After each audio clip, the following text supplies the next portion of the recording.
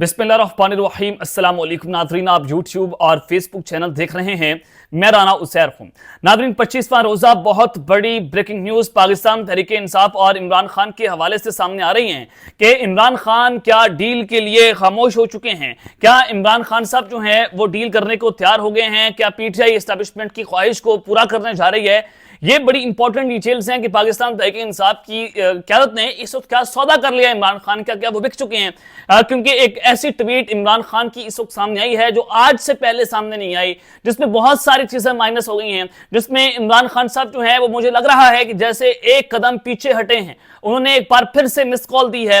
तो ये मामला क्या है? ट्विटर पर इमरान खान साहब की जो ट्वीट है उसमें कुछ ऐसे खामोश पैगामात हैं जो आपके लिए समझने की जरूरत है, जिस पर आज हमने बात भी करनी है। अब से कुछ देर पहले जो ट्वीट सामने आया है कि सोशल मीडिया बंद और बहुत कुछ बड़ा होने जा रहा है। क्या बड़ा होने जा रहा है? पाकिस्तान तहरीक इंसाफ की क़यादत किस तरह से रंगे हाथों पकड़ी गई है, तमाम तर डिटेल्स, तमाम तर तफसीलात जो हैं वो आपके सामने आज के इस व्लॉग में रखनी है। ताज़ा तरीन खबरें आपके सामने रखनी है। और फिर दूसरी जानिब हार्ड स्टेट पर भी काम तेजी से शुरू हो चुका है। एक बड़ी डेवलपमेंट हुई है, इस हवाले से वो भी जरा आपके सामने रखी जाएगी। लेकिन आगे बढ़ने से पहले आप सबसे दरख्वास्त की चैनल को सब्सक्राइब कर लें, बेल आइकन को दबा दें। आने वाली तमाम तरह अपडेट्स आपकी खिदमत में बर वक्त पेश होती रहें। नाज़रीन, सबसे पहले तो एक अच्छी खबर यह है कि पाकिस्तान और IMF के दरमियान जो मुज़ाकरात हैं वो कामयाब हो चुके हैं और $2 अरब का स्टाफ लेवल माहिदा तय पा चुका है।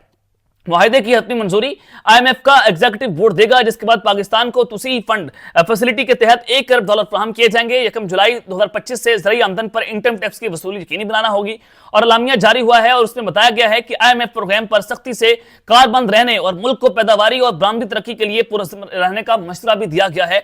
वज़ीर खजाना सेनेटर मोहम्मद औरंगजेब ने इस हवाले से गुफ्तगू की है। उन्होंने कहा है कि हमारा स्टाफ लेवल माहिदा जो है वो जनाब तय पा चुका है। और फिर दूसरी जानिब इस वक्त हाफिज नईमुर रहमान साहब ने प्रेस कॉन्फ्रेंस की है और उनकी जानिब से ये बड़ा ऐलान किया गया है। जमात इस्लामी क्या करने जा रही है? जमात इस्लामी जनाब दहशतगर्दी में इजाफे के बाइस उसके खिलाफ अमन मार्च का उन्होंने ऐलान कर दिया है। अमन की कुंजी पाकिस्तान अफगानिस्तान हुकूमती ताल्लुकात पर मबनी है। पाकिस्तान को अफगानिस्तान से फर्द ताल्लुकात का मुजाहरा करना होगा और हमें जो है वो दहशतगर्दी के खिलाफ खड़ा होना होगा। आज KP की आलमी एजेंसियों की प्रॉक्सी वार बनकर का हिस्सा बन चुका है। अमेरिका ने धमकी दी है कि साथ नहीं देंगे तो हालात बुरे कर देंगे, जिससे पाकिस्तान ने साथ भी दिया लेकिन फायदा भी कुछ नहीं हुआ। हमें इस पर सोचना पड़ेगा।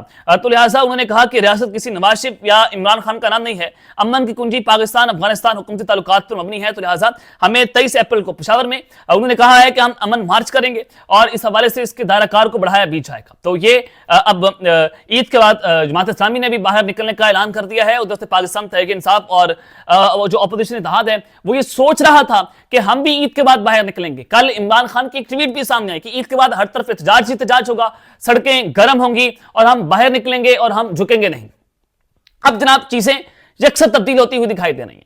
सबसे पहले पाकिस्तान तहरीक इंसाफ की क़यादत की मैं खबर आपको देना चाहता हूं कि वो क्या बिक गए, क्या उन्होंने इमरान खान का सौदा कर लिया, क्या पाकिस्तान तहरीक इंसाफ डील करने को तैयार हो गई है।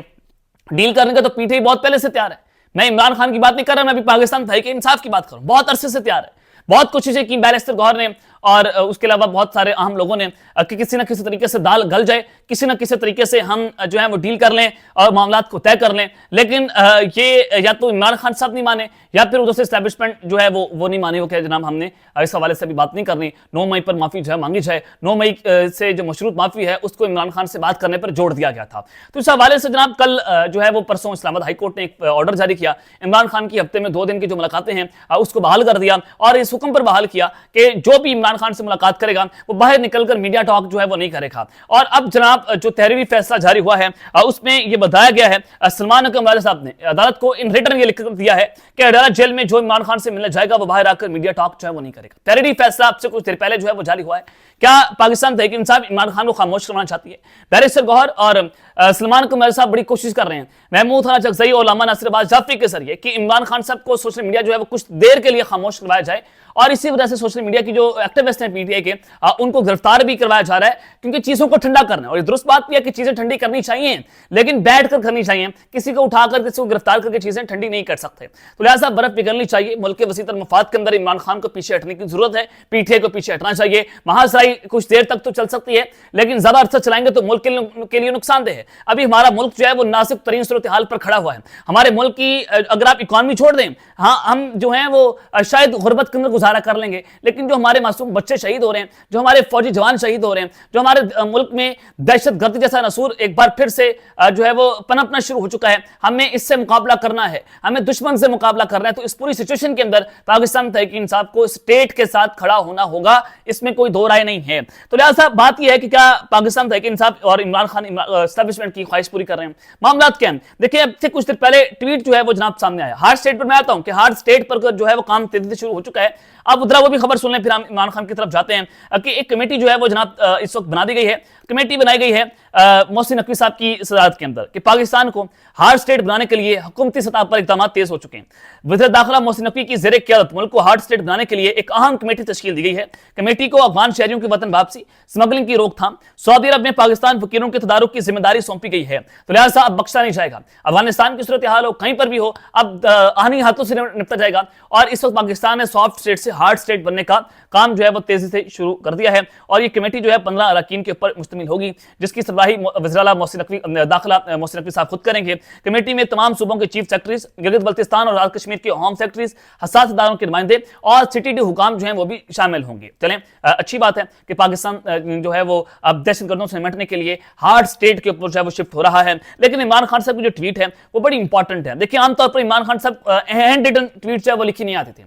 आमतौर पर जो पाकिस्तान तहरीक इंसाफ या इमरान खान साहब का पैगाम आता था उनके सोशल मीडिया अकाउंट से, वो ट्वीट की सूरत में आता था, वो ट्वीट पर लिख कर देते थे। लेकिन अब की बार जो पैगाम सामने आया है वो स्क्रीनशॉट की सूरत के अंदर आया है। वो 2 स्क्रीनशॉट्स जो हैं वो जोड़े गए हैं और उससे इस वक्त बहुत सारे सवालात खड़े कर दिए हैं कि क्या इमरान खान जो है वो डील के लिए खामोश हो गए हैं। उसमें कुछ सवालात जो हैं वो भी माइनस हुए हैं। सवालात क्या हैं, देखें, एक तो इस ट्वीट में सबसे इंपॉर्टेंट यह है कि ईद के बाद इमरान खान साहब ने कहा था कि हम एहतजाज करेंगे, सड़कें गर्म होंगी, लेकिन वो वाली जो बात है वो इस ट्वीट के अंदर गायब है। क्या इमरान खान साहब एहतजाज से पीछे हट गए? क्या वो बात करने को तैयार हो गए हैं कि कल परसों वो कह रहे थे कि हम सड़कें गर्म करेंगे, हम एहतजाज करेंगे? क्या इसके अंदर पाकिस्तान तहरीक इंसाफ की जो क़यादत है वो सोशल मीडिया इमरान खान का पाकिस्तान लाने में कामयाब हो गई है, जिसको जिब्रान अलियास, अजहर मशवानी लोग चला रहे थे?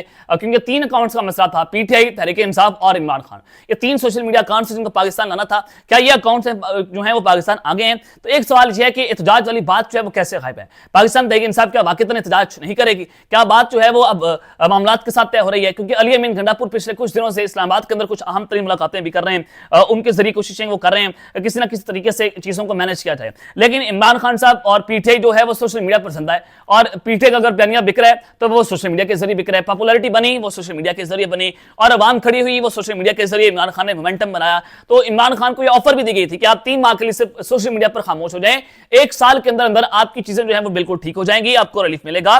तो ये जो है मामला हो रहे हैं, और पाकिस्तान तहरीक इंसाफ वाले दावे भी कर रहे हैं। जनाब शहबाज गिल हो, अली अमीन गंडापुर हो, बैरिस्टर गौहर हो, वो कह रहे हैं कि कुछ बड़ा होने वाला है। क्या बड़ा होने वाला है जनाब? कि ये बड़ा होने वाला है कि आपकी एहतजाज वाली बात जो है वो गायब है और आप जो है वो खामोश होने के चक्कर के अंदर मौजूद हैं। तो इमरान खान के अकाउंट से पहले ट्वीट्स लिखी हुई आती थी, लेकिन आज टाइप की हुई स्क्रीनशॉट में है। क्या इसे बारीक वारदात समझे? क्या यह बारीक वारदात जो है वो डाली गई है? और इस ट्वीट के अंदर लिखा क्या गया है जरा वो भी आपको पढ़कर सुना देता हूं, इससे आपको चीजें बड़ी क्लियर हो जाएंगी कि आइंदा आने वाले दिनों के अंदर पाकिस्तान तहरीक इंसाफ जो है वो इस वक्त बैठकर बात करने को तैयार होती हुई हमें दिखाई दे रही है।